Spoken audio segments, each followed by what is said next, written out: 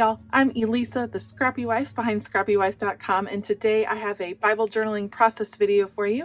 I'm going to be recording some sermon notes. In my Bible, I am in Mark 6:30 through 32, and the sermon was all about rest and the Sabbath. So that is what I'm going to journal on this page. I've decided to use my Felicity Jane kit from this month, Tori, and I'm super excited to jump into it. Let's go. I absolutely love these humongous die cut letters, but oh my goodness, they were a tangled mess. So I'm kind of sorting through, and I want to use that girl. I think she's super cute and sassy, and I want to spell the word rest because we are focusing on Sabbath rest and how God commands us to rest, and that's how we replenish so that we can go out and do his work in the world. And so that's what the sermon was focused on, and I'll read the verses in just a bit, but you can see I am just searching my heart out for an S, and then I got a green one. And I didn't really want the green one, so now I'm searching more. This was a mess. If you have these particular alpha die cuts from Felicity Jane, let me know how you store them because I'd be really interested to know because mine are still a tangled mess now that I've put them back in the package. So I could definitely use some tips for that. Now this is the August kit. This is Tori, the August kit, and it has been a summer, and so you guys know it's been hard to find all of the crafting time that I want. So you can see I'm just now kind of going through this kit. I'm looking through the die cuts, picking out ones that I think might work on my page, and I'll just make a little pile. I do this a lot when I know I'm going to use scrapbooking pieces. I just pull out things that kind of intrigue me that I think might work on the page and have them available, and then I just move everything else to the side. And I love having these little trinket trays around to hold ephemera pieces. That is an awesome organization tip for sure. I'm gonna admit it was really hard for me to use this paper because I love it. Look at those stripes. They are just so beautiful. I'm gonna use these horizontal stripes as kind of my basis for the page. And instead of just leaving them in the regular striped fashion, I am going to tear it. So you can see me starting right here, and I'm going to tear it at a downward angle. It will end up covering some of the text, and if that bothers you, you can definitely tear it at a more severe angle so it stays all the way over in the margin. You could just adhere it with washi tape on the side so that it flips up and does not block any of the text. I've said a lot before, it actually doesn't bother me because this is only my journaling Bible. It is not the Bible that I'm studying from, and I've gone through many journaling Bibles, and I know that text ends up getting covered up sometimes, so it doesn't bother me too much.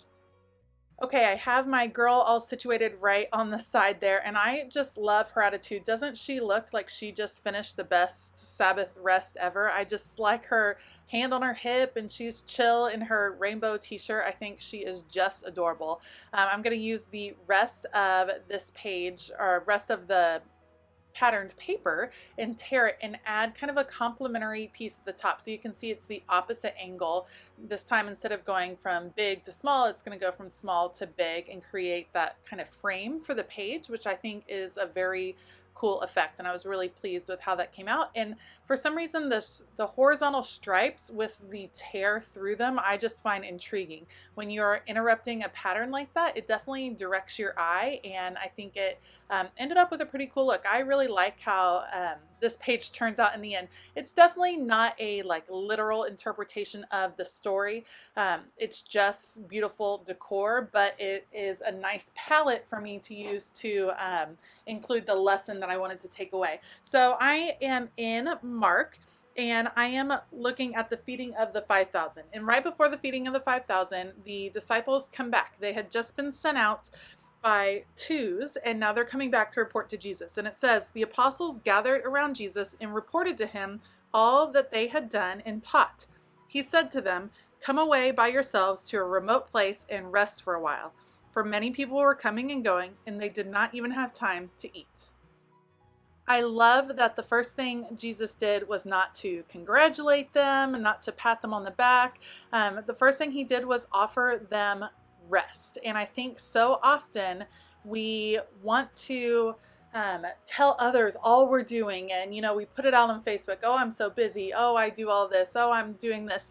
And we kind of glorify the busyness, and Jesus did not do that. He is not saying what they did was bad, but he is just moving on. He's not glorifying it. He's saying, you've done my work, now you need to rest and replenish, because more people are gathering. There's always going to be more work to be done. There's never really an end to the to-do list, especially in God's kingdom. So you have to make that time to rest. And that has been so hard in this season. And that's kind of what our sermon focused on in this season of COVID, where we've lost all boundaries. Work is at home, school is at home, all of the family members are at home all of the time.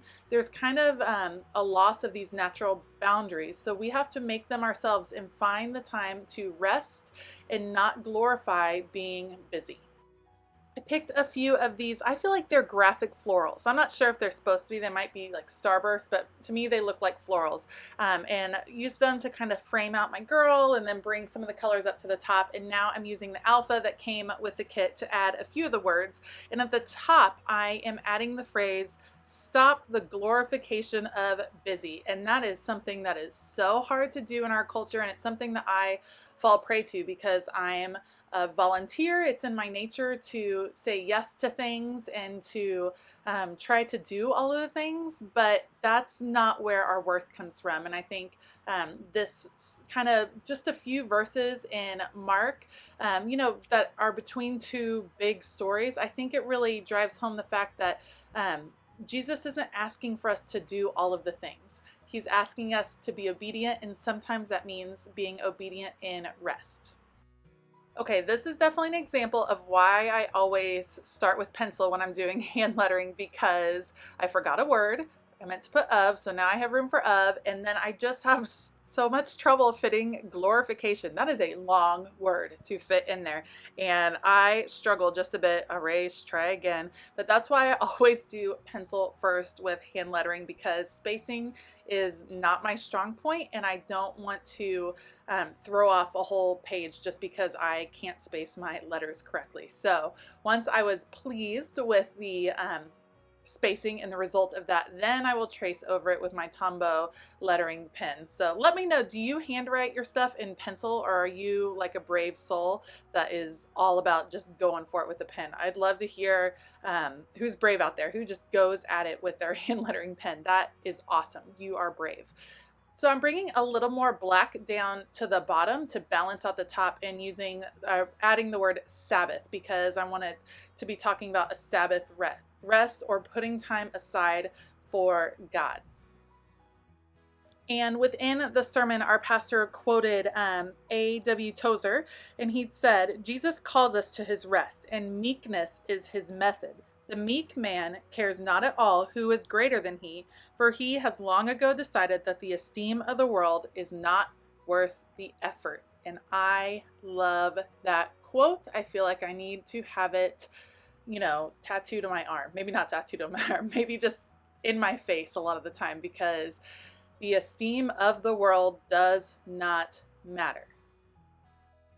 I typed out my quote on a spare journaling card that came with the kit, and this is the washi that came with the kit, and I am loving it. It is this beautiful mustard color, but that first piece I put down was just too much, so I ended up tearing a piece in half, just so it's a little bit of color but doesn't overdo it. And I'm looking to see if I want to add any more die cuts, but really the page is coming together nicely. So erasing the pencil marks from earlier underneath my pen, and then I will use a little label to add the date. And then I'm trying to decide, I feel like it needs something. And I always have a tough time with white space. And you guys know this, white space makes me uncomfortable. I'm like that person in Silence that has to fill up the silence in a conversation, or the natural lull. I kind of jump in too early. So I will end up using some of those enameled dots in the white space. And that's okay. It's, you go with your style, and it's totally fine. So I underline the verses right here. I was having trouble running into the spiral binding. I should have flipped my Bible over, but that's okay. So I get a little ginger right there to make sure I have all of the verses that I want underlined. I will end up adding that little label and then coming back with the enameled dots. And it starts with just putting them in these florals to make them look a little bit more flower-like, adding that center in. And then I just go a little bit enamel dot crazy because they're so cute. And these are like, so enamel dots are something I don't spring for very often, like at Tuesday morning or whatever, because I feel like they're a little bit expensive for what they are. But when I get them in a kit, I love them every time. I think they are so fun to play with. So I end up playing with them, bringing a little bit of color to some of the white spaces that I want to fill out just a little bit. I really enjoyed how this page came out. I love getting to use some of my scrapbooking supplies and memory keeping supplies in my Bible journaling. I end up spending so much time in kits that it's nice to kind of change it up every now and then. And because Bible journaling is my preferred creative time method, it's a nice way to get to use some of the products I love, but still spend time in the Word, which is something that brings me a lot of joy. Thank you so much for joining me today. If you like this video, please give it a thumbs up and consider hitting that subscribe button as well as the bell notification button. I also have links to things down below, so make sure to check that out, and a link to join my email newsletter that goes out every couple of weeks. I hope that you have a fabulous day, and as always, keep it creative.